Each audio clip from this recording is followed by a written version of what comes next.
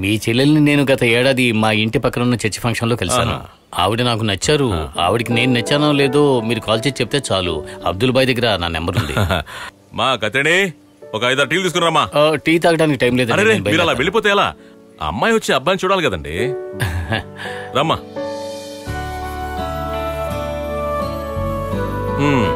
ఇతనే.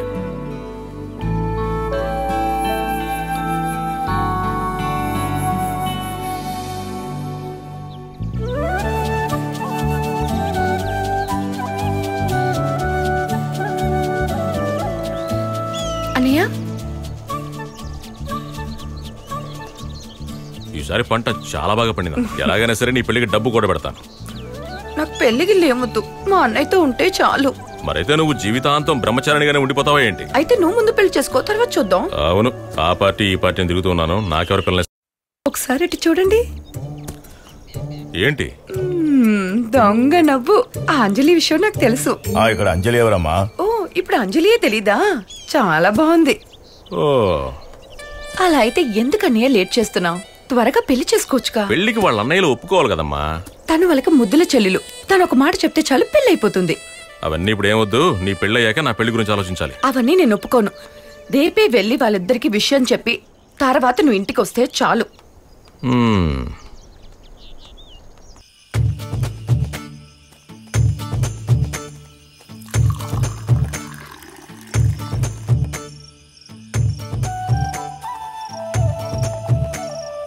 అలెక్స్, ఎలా ఉంది వంట?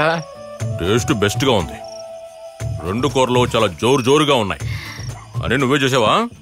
తను అచ్చాసులుగా మా అమ్మలానే చేస్తుంది. అద్భుతం.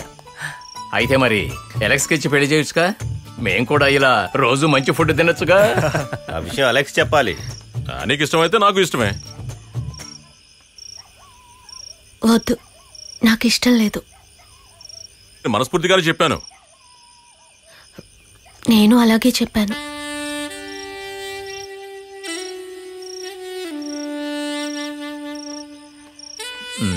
అదేదో సరదాగా చెప్పుంటుందిలే.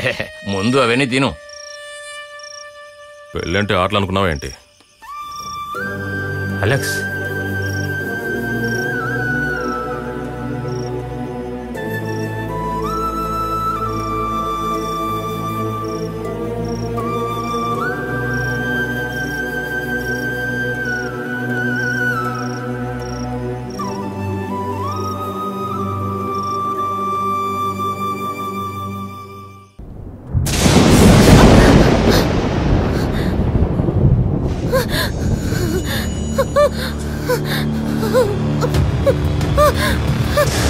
అంజలి,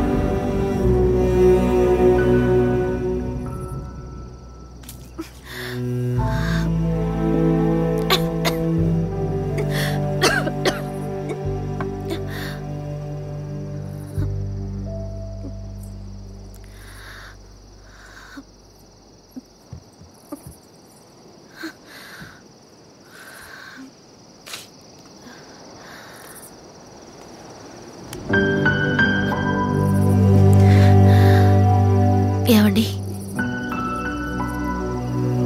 ఎందుకే వద్దన్నాను. అంతేగాని మీరంటే ఇష్టం లేక కాదు.